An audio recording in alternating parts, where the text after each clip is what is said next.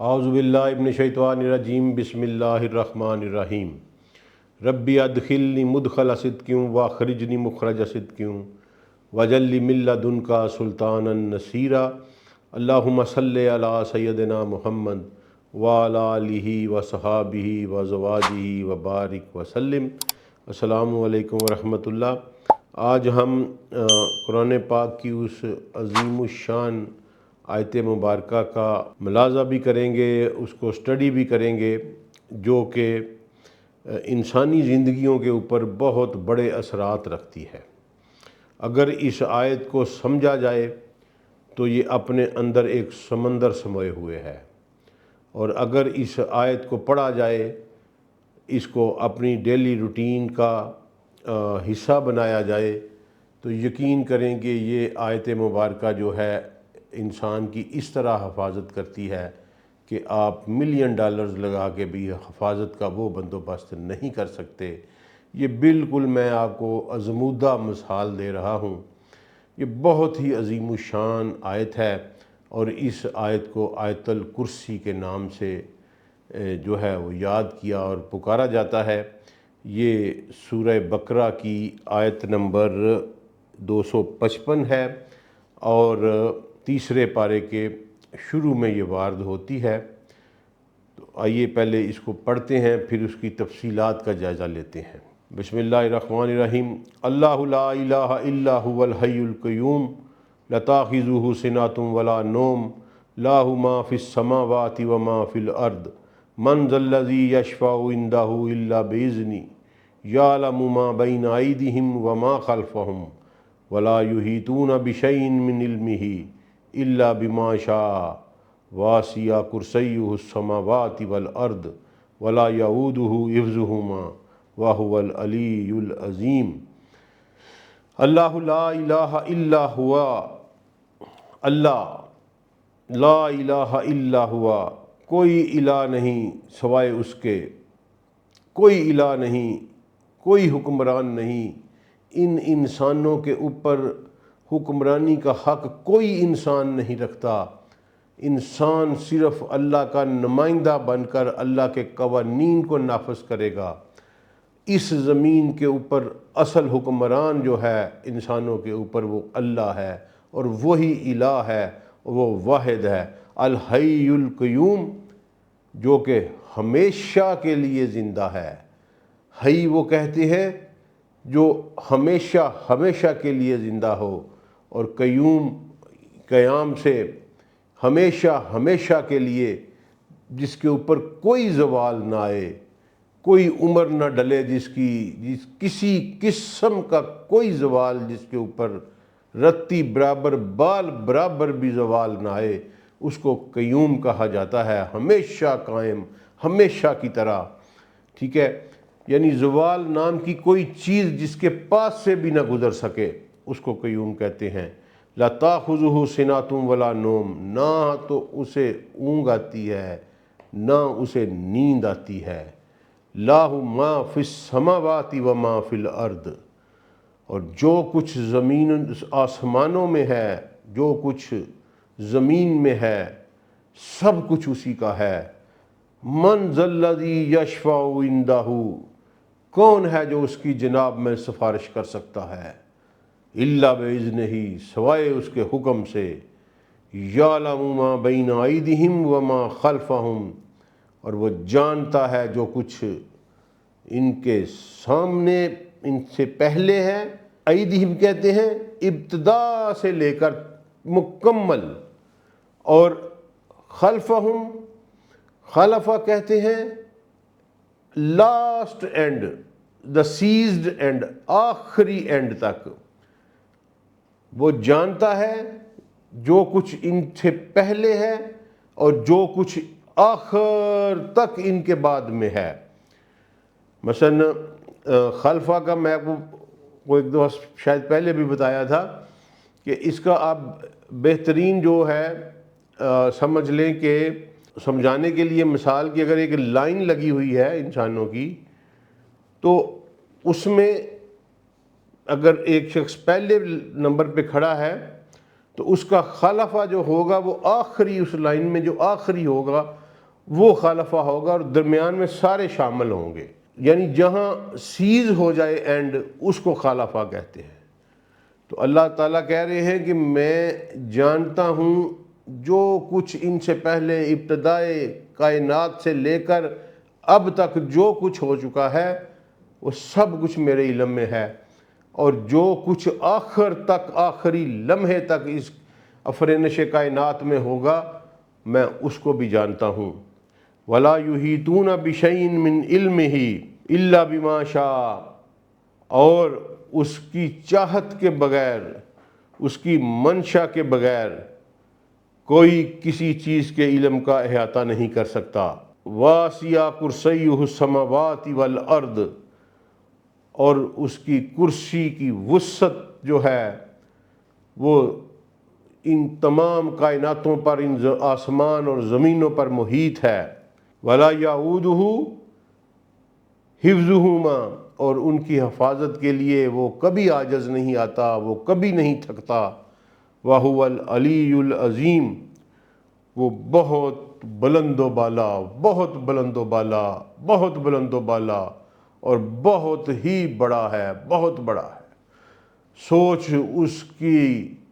اس کی رفتوں کا احاطہ نہیں کر سکتی، انسان کا دماغ اس کی عظمتوں کو نہیں پا سکتا۔ یہ میرے رب کا تعارف ہے اس آیت میں چھوٹا سا، کہ اس نے کہا کہ صرف اللہ ہوں میں۔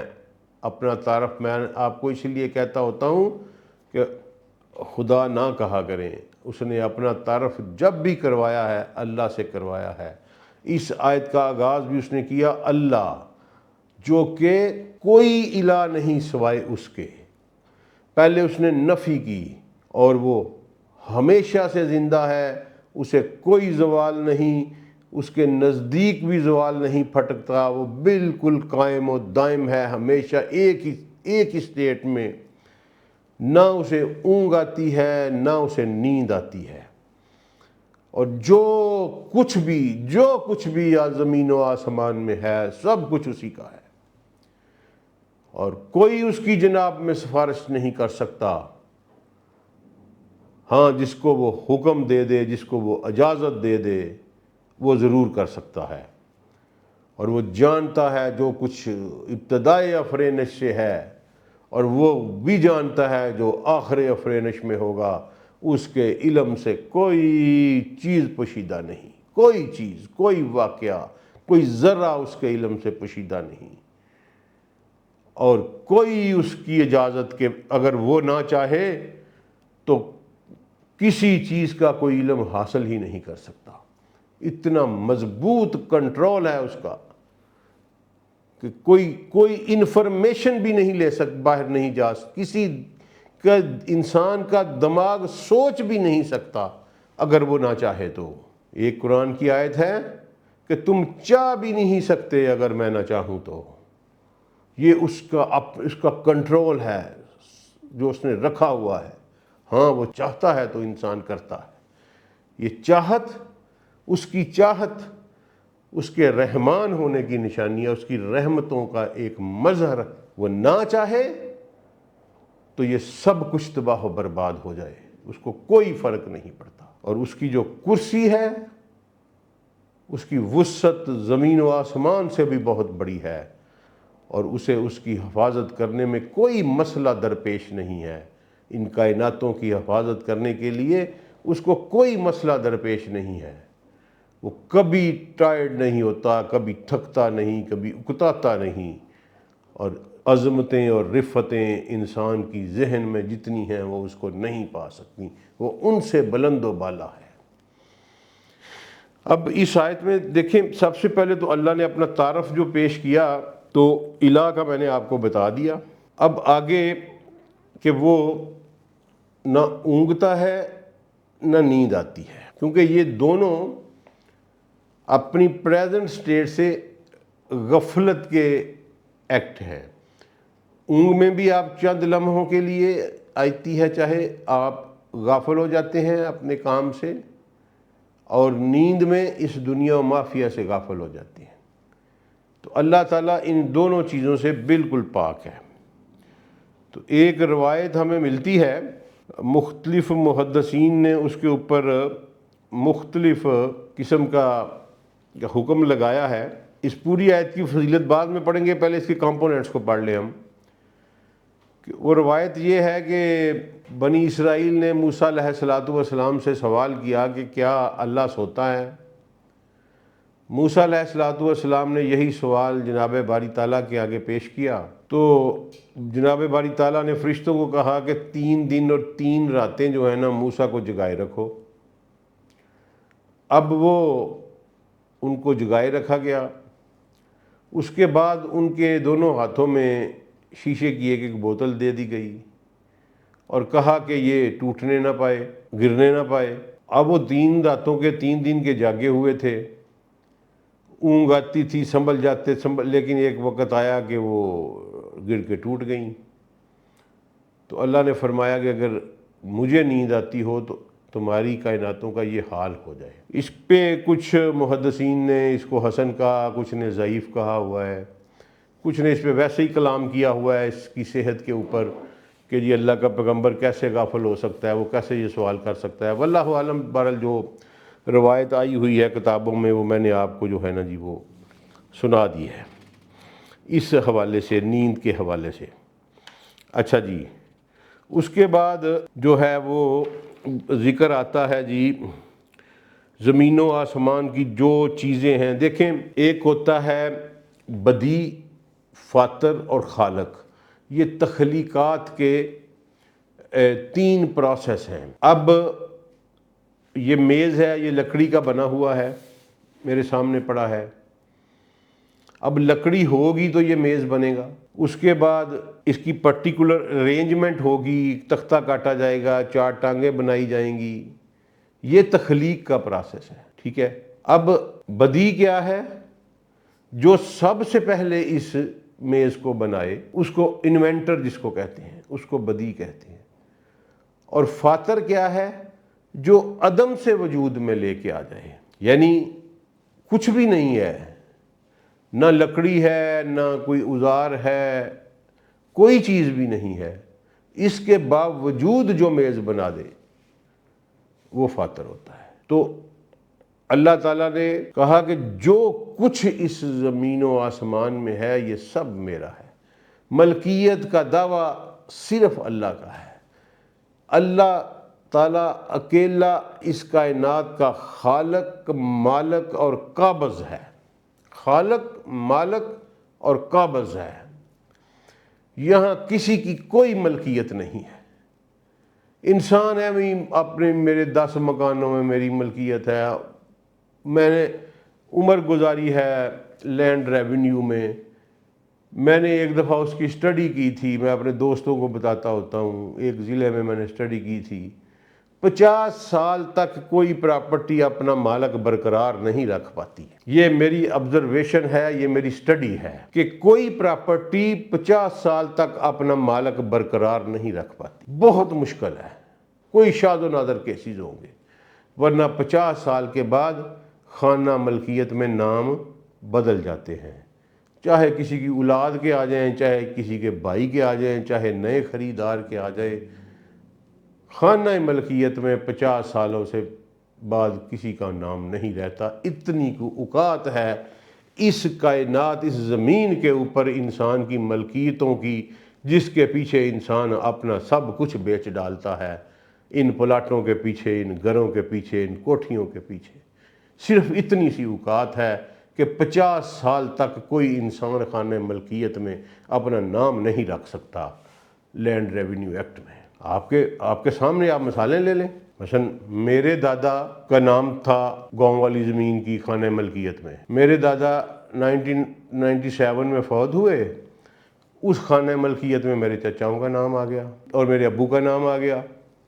اب 97 سے لے کر ابھی تک، ابھی 30 سال پورے نہیں ہوئے تو جناب والا میرے ابو اور 2 بھائی ان کے جا چکے ہیں، 2 بھائی باقی رہ گئے ہیں، یعنی 3 ان کے نام بدل چکے ہیں۔ 30 سال ابھی نہیں ہوئے، بھی ایک سال رہتا ہے 30 سال ہونے میں، وہاں ہمارے نام آ چکے ہیں۔ دیکھ لیں، یہی سفر ہے۔ اس کے علاوہ کس چیز کا خمار ہے انسان کو اپنی ملکیتوں کے اوپر، اور الہاکم التکاثر کا شکار ہوا انسان قبر کی دیوار تک اس ہوس کو روک نہیں پاتا اور یہ سمجھتا ہی نہیں۔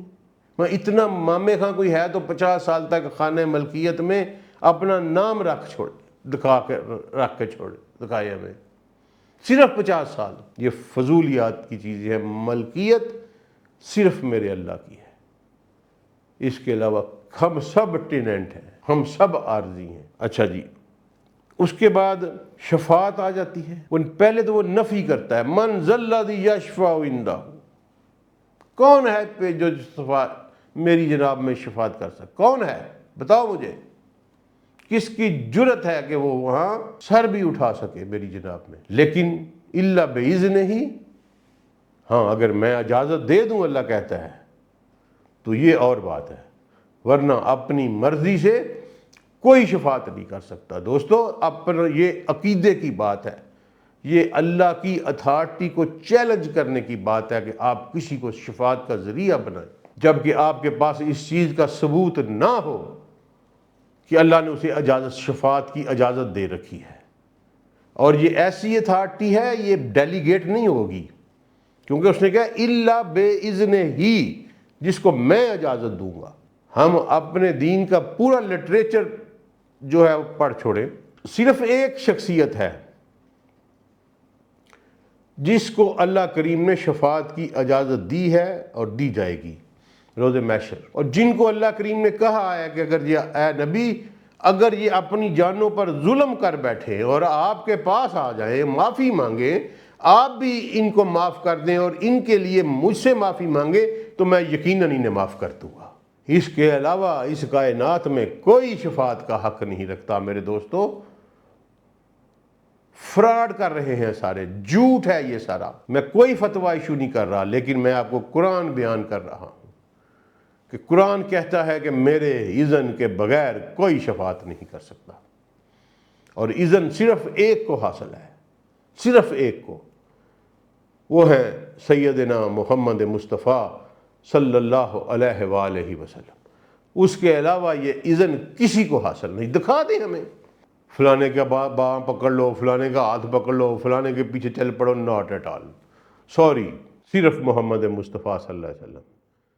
کوئی پیر ہے اس کائنات میں، انسانوں میں، تو وہ صرف سیدی محمد مصطفیٰ صلی اللہ علیہ وآلہ وسلم۔ کوئی قابل اطاعت ہے تو صرف محمد مصطفیٰ صلی اللہ علیہ وآلہ وسلم۔ کوئی قابل اتباع ہے تو صرف محمد مصطفیٰ صلی اللہ علیہ وآلہ وسلم۔ اور کوئی ہمیں اللہ سے بچا سکتا ہے، ہمارے اعمال کی شامت کی وجہ سے ہمیں اللہ سے بچا سکتا ہے، تو وہ صرف سیدی محمد مصطفیٰ صلی اللہ علیہ وآلہ وسلم کی ذات مبارکہ ہے۔ اس کے علاوہ جو یہ دعویٰ کرے گا وہ اللہ کے حکم کی خلاف ورزی کرے گا اور محمد مصطفیٰ صلی اللہ علیہ وآلہ وسلم کی توہین کرے گا۔ ایک اختیار میرا ہو تو کوئی اٹھ کے میرا سبارڈینیٹ کہے کہ میں وہ اختیار استعمال کرتا ہوں، تو آپ مجھے بتائیں کہ میرا کیا ایٹیچیوڈ ہوگا اس کے بارے میں، میرا کیا ری ایکشن ہوگا۔ اس طرح چیزوں کو سمجھنے کی کوشش کیا کریں کہ شفاعت کا اختیار میرے رسول مقبول صلی اللہ علیہ وآلہ وسلم کا ہے۔ کوئی شخص یہ کہے کہ میں تمہاری شفاعت کرتا ہوں، کوئی کہے جی ہمیں فلاں پیر صاحب شفاعت کریں گے ہماری، ہم فلاں کے پیچھے لگ گئے، فلاں کے پیچھے لگ گئے، تو کیا رسول اللہ صلی اللہ علیہ وسلم کو آپ اذیت نہیں دے رہے؟ ان کے اختیارات کو آپ چیلنج نہیں کر رہے؟ بڑی سمپل سی بات ہے، اس میں کسی فلسفی کی بات نہیں، یہ عقیدے کی بات ہے، اور یہ آیت اس کے اوپر مہر لگا رہی ہے۔ کوئی اگر آپ کے ساتھ دعویٰ کرے کہ جناب اس پیر کا ہاتھ پکڑ لے، فلاں غوث کا، فلاں قطب کا، فلاں ابدال کا، یہ آپ کو جنت تک لے جائے گا، کہے سرٹیفکیٹ دکھا دو یار، اذن دکھا دو اللہ کا اس شخص کے حق میں حاضر ہوں، تو آپ کو کوئی اذن نہیں دکھا سکے گا سوائے محمد مصطفیٰ صلی اللہ علیہ وآلہ وسلم کی، کیونکہ کسی اور کو اذن دیا ہی نہیں گیا۔ اور آگے آتا ہے کہ تم یہ نہ سمجھ لینا کہ میرے سے تمہاری زندگی کا، یا تم سے پہلوں کی زندگی کا، یا تم سے بعد میں آنے والی کسی زندگی کا کوئی ایک گوشہ بھی چھپا ہو سکتا ہے۔ یہ آیت ٹوٹل کی ٹوٹل جو ہے یہ اللہ تعالیٰ نے اپنی ذات مبارکہ کا تعارف فرمایا ہے، اور پھر فرمایا کہ تم اپنے علم پہ نہ اترانا، میں چاہوں تو تم سوچ بھی نہیں سکتے، تم چاہ بھی نہیں سکتے اگر میں نہ چاہوں تو، تمہارا برین کام ہی نہیں کر سکتا اگر میں نہ چاہوں تو۔ یہ میرا، اللہ کہتے ہیں کہ میرا فضل ہے، یہ میرے رحمان ہونے کا ثبوت ہے، یہ میری رحمت ہے جس کی وجہ سے میں نے تمہیں یہ پرمیشن دی ہوئی ہے۔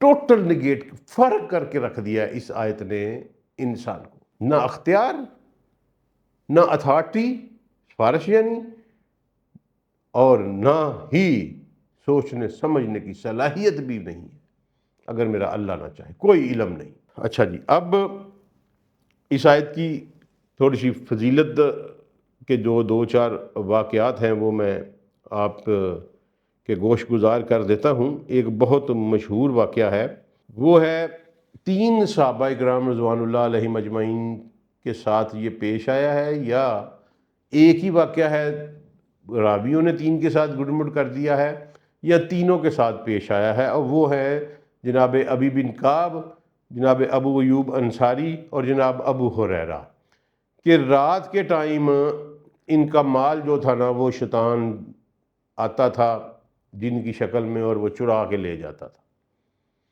تو انہوں نے اس کو پکڑ لیا۔ تو جب پکڑ لیا تو اس نے کہا کہ مجھے چھوڑ دو، میں تمہیں ایک ایسی آیت بتاؤں گا کہ تمہارے گھر میں کبھی شیطان داخل نہیں ہو سکے گا۔ تو اس نے آیت بتائی کہ وہ آیت الکرسی ہے۔ جب یہ واقعہ ان صحابہ کرام رضوان اللہ علیہم اجمعین کو نے رسول اللہ صلی اللہ علیہ وسلم کو سنایا تو سیدی رسول اللہ نے فرمایا کہ خبیث نے یہ بات بالکل سچی کہی ہے اگرچہ وہ خود جھوٹا ہے۔ اچھا، یہ جو واقعہ ہے یہ 3 صحابہ کرام رضوان اللہ علیہم اجمعین کی سے ہوا ہے، یا یہ تینوں کے ساتھ یہ واقعہ ہوا ہے، یا کسی ایک کا واقعہ ہے اور تینوں کے ساتھ راویوں نے گڑمڑ کر دیا ہے، یہ اللہ بہتر جانے۔ میں نے امانتاً آپ کے سامنے پیش کر دیا۔ 3 صحابی جو ہیں وہ جناب ابی بن کعب، ٹھیک ہے، وہ جناب ابو ایوب انصاری اور جناب ابو ہریرہ ہیں۔ اچھا، اس کے علاوہ جناب ابی بن کعب رضی اللہ عنہ بہت بڑے صحابی ہیں، سیدی رسول اللہ صلی اللہ علیہ وآلہ وسلم کے ڈائریکٹ شاگرد ہیں۔ انہوں نے قرآن سیدی رسول اللہ صلی اللہ علیہ وآلہ وسلم سے پڑھا، اور یہ وہ شخصیت ہے، یہ کیا مرتبہ، کیسا انسان ہوگا کہ ان کو رسول اللہ خود کہتے ہوتے تھے کہ ابھی مجھے قرآن سناؤ، تو یہ کہتے تھے کہ یا رسول اللہ میں آپ کو قرآن سناؤں، تو وہ سیدی کہتے ہوتے تھے کہ مجھے تمہاری زبان سے سننا اچھا لگتا ہے۔ کتنا مرتبہ ہوگا اس انسان کا۔ تو جناب ابی بن کعب سے سیدی رسول اللہ صلی اللہ علیہ وسلم چونکہ شاگرد تھے تو سوال و جواب کرتے رہتے تھے۔ تو ابی بن کعب سے پوچھا کہ ابھی بتاؤ قرآن پاک میں سب سے عظمت والی آیت کون سی ہے؟ تو عزت و احترام مجلوس صحابہ کا ایک سٹائل تھا، ایک رسول اللہ صلی اللہ علیہ وسلم کی ذات کی تکریم تھی کہ وہ کہتے ہوتے تھے کہ اللہ اور اس کا رسول بہتر جانتے ہیں۔ وہ ہماری طرح کے نہیں تھے کہ ہم اٹھے اور اپنے رسول کے مقام پر بحث کرنی شروع کر دی اور مجمع لگا لیا کہ میرا رسول یہ کر سکتا ہے، یہ نہیں کر سکتا۔ صحابہ کا یہ ایٹیچیوڈ نہیں تھا، اور سب سے بڑا کفر ہے یہ کہ آپ اپنے رسول کی اتھارٹی کے اوپر بحث کریں۔ چلیں بات اور طرف نکل جائے گی۔ تو ابی بن کعب کو انہوں نے سوال کیا کہ سب سے بڑی عظیم آیت اس کتاب میں کون سی ہے؟ تو ابی بن کعب نے کہا اللہ اور اس کا رسول بہتر جانتے ہیں۔ پھر سوال ہوا، پھر کہا اللہ اور اس کا رسول بہتر جانتے ہیں۔ پھر سوال ہوا، پھر کہا اللہ اور اس کا رسول بہتر جانتے ہیں۔ جب 3 دفعہ حجت تمام ہو گئی تو سرکار دو عالم نے 4تھی دفعہ سوال فرمایا کہ ابھی بتاؤ کہ اس کتاب میں سب سے عظمت والی آیت کی کون سی ہے؟ تو ابی بن کعب نے جواب دیا کہ یا رسول اللہ آیت الکرسی۔ تو سیدی رسول اللہ صلی اللہ علیہ وسلم خوش ہوئے اور الفاظ سنیے جو اپنے شاگرد کی تہنیت میں کہے کہ اے ابو المنظر، ان کی کنیت تھی ابو بن کعب کی، اے ابو المنظر، اللہ تجھے تیرا علم مبارک کرے، اس اللہ کی قسم جس کے ہاتھ میں محمد کی جان ہے، اس کی زبان ہوگی ابی بن کعب کی، اور اس کے ہونٹ ہوں گے، اور یہ بادشاہ حقیقی کا تقدس بیان کرے گی اور عرش کے پایا سے لگی ہوئی ہوگی۔ یہ خوشخبری دی ابی بن کعب کو اس آیت کا صحیح جواب سننے کی صورت میں کہ اے ابو المنظر، اللہ تجھے تیرا علم مبارک کرے، اس ذات کی قسم جس کے ہاتھ میں محمد صلی اللہ علیہ وسلم کی جان ہے، تیرے ہونٹ ہوں گے اور تیری زبان ہوگی، وہ بادشاہ حقیقی کا تقدس بیان کرے گی اور عرش کے پائے سے لگی ہوئی ہوگی۔ یعنی ابی بن کعب کو یہ موقع دیا جائے گا کہ وہ عرش کے پائے کو اپنی زبان کے ساتھ مس کر سکے، اس کا بوسہ لے سکے۔ کیا شانیں ہیں میرے رسول کے ساتھیوں کی۔ اچھا جی، اس کے علاوہ ایک حدیث ہمیں ملتی ہے کہ سیدی رسول اللہ صلی اللہ علیہ وآلہ وسلم نے فرمایا کہ جو شخص اپنے گھر میں داخل ہوتے ہوئے یہ آیت پڑھ لے تو شیطان چیخیں مارتا ہوا اس گھر سے بھاگ جاتا ہے۔ اس کے علاوہ ایک اور واقعہ جو ہے نا وہ ہمیں ملتا ہے، وہ ہے جناب سیدنا عمر بن الخطاب کا شیطان کی کشتی کے ساتھ ایک جن آیا اور اس کے ساتھ کشتی ہوئی تو عمر بن الخطاب نے اس کو پٹخ دیا، تو 2-3 دفعہ پٹخا، تو اس پہ پھر یہ واقعہ جب رسول اللہ صلی اللہ علیہ وآلہ وسلم کو سنایا گیا تو سید رسول اللہ صلی اللہ علیہ وسلم نے فرمایا کہ سورہ بقرہ میں ایک آیت ہے جو قرآن کریم کی تمام آیتوں کی سردار ہے، جس کے گھر میں وہ پڑھی جائے وہاں سے شیطان بھاگ جاتا ہے، اور وہ آیت الکرسی ہے۔ یہ حاکم نے اس کو روایت کیا ہے۔ اچھا جی، اس کے علاوہ ایک اور جو ہے نا جی اس میں امپورٹنٹ ٹاپک جو ہے وہ یہ ہے کہ ایک اور حدیث سن لیجئے، سیدی رسول اللہ صلی اللہ علیہ وسلم ایک مرتبہ کھڑے ہو کر صحابہ کرام کو 4 باتیں تعلیم فرمائیں۔ اللہ تبارک و تعالیٰ سوتا نہیں، نہ نیند اس کے ذات کے لائق ہے، اور وہ ترازو کا محافظ ہے، جس کے لیے چاہے جھکا دے، جس کے لیے چاہے نہ جھکائے، دن کے اعمال رات سے پہلے اور رات کے اعمال دن سے پہلے اس کی طرف اٹھائے جاتے ہیں، اور اس کے سامنے نور کے پردے ہیں، اگر وہ ہٹ جائیں تو اس کے چہرے کی تجلیاں ان تمام چیزوں کو جلا دیں جن تک اس کی نگاہ پہنچتی ہے۔ یہ روایت ہے صحیح مسلم کی جی۔ اچھا، اس کے بعد کرسی کے بارے میں آخری سبجیکٹ اس کا جو ہے کہ کرسی کے بارے میں سب سے بہترین تعلیم یہ ہے جو سیدنا عبداللہ بن عباس کی وساطت سے ہم تک پہنچی کہ ہم اللہ تعالیٰ کی ذات سے متعلق کسی چیز کی کوئی تعویل نہیں کر سکتے۔ ہم نہیں جان سکتے کہ وہ کرسی کیسی ہے، اللہ کیسے بیٹھتا ہے اس کے اوپر، کرسی اوپر ہے عرش کے کہ عرش اوپر ہے کرسی کے، ہمارے پاس ہمارا ذہن ہی نہیں ہے، ہم اپنے خالق کو نہیں سمجھ سکتے، تخلیق کبھی خالق تک نہیں پہنچ سکتی۔ یہ ایک مسلمہ اصول ہے، ٹھیک ہے۔ اور آج کا جو ایتھیسٹ ہے وہ اپنے ہاتھ پر بیٹھی ہوئی مخلوق دیکھ نہیں سکتا اور وہ بات کر رہا ہے، کائناتوں کے مالک کو ٹھکرا رہا ہے اور کہتا ہے مجھے ثبوت دو۔ سمپل بندہ پوچھے کہ تم مجھے یہ ثبوت لکھ کے دے دو کہ تم نے یہ پوری کائنات دیکھ لی ہے، پھر میں تمہارے ساتھ بات کرتا ہوں۔ 0.03% کائنات، ایک کائنات یہ والی دنیا، اس کا 0.003% دیکھنے والا بندہ کہتا ہے کہ میں خالق کو مانتا نہیں۔ اس لیے میں کہتا ہوتا ہوں کہ ان ایتھیس کے ساتھ آرگومنٹ نہیں ہو سکتا، کیونکہ اللہ کریم نے انہیں شر الدابہ جانوروں سے بدتر کہا ہے۔ تو کرسی کے بارے میں ہم کوئی جو ہے نا جی ہمیں نہیں پتا کہ وہ کیا ہے، لیکن عبداللہ بن عباس نے وسعتوں پہ کلام کیا ہے اور یہ بتایا ہے کہ تمام یہ جو 7 کائناتیں ہیں ان کی حیثیت کرسی کے سامنے بالکل ایک چھلے جیسی ہے۔ اور پھر کرسی کی حیثیت عرش کے سامنے ایک چھلے جیسی ہے، پتہ نہیں یہ کیا ماہیت ہے، کیا حجم ہے، کیا یہ والیوم ہے، کوئی انسان اس کو سمجھ نہیں سکتا۔ صرف میری آپ لوگوں سے یہ گزارش ہے کہ یہ قرآن پاک کی یہ آیت اس کو اپنی زندگی کا معمول بنائیں۔ سب سے اعلیٰ معمول اس کا یہ ہے کہ ہر فرض نماز کے سلام کے بعد یہ دعا پڑھ لیا کریں، صبح شام پڑھ لیا کریں، گھر میں داخل ہوتی، یعنی آپ کی زندگی میں کہیں نہ کہیں یہ آیت آپ کی ڈیلی روٹین میں ضرور وارد ہونی چاہیے۔ اللہ تعالیٰ آپ کی حفاظت کا سامان کریں گے، اور ایسے بہت سے مصائب، بہت سی بلائیں جو آپ کے انتظار میں بیٹھی ہوں گی، آپ کے علم میں لائے بغیر آپ کو ہٹا دی جائیں گی۔ اور وہ مالک کائنات، میں آپ کو بتاتا ہوتا ہوں نا کہ یہ سپر کمپیوٹر کے پاس ورڈز ہیں۔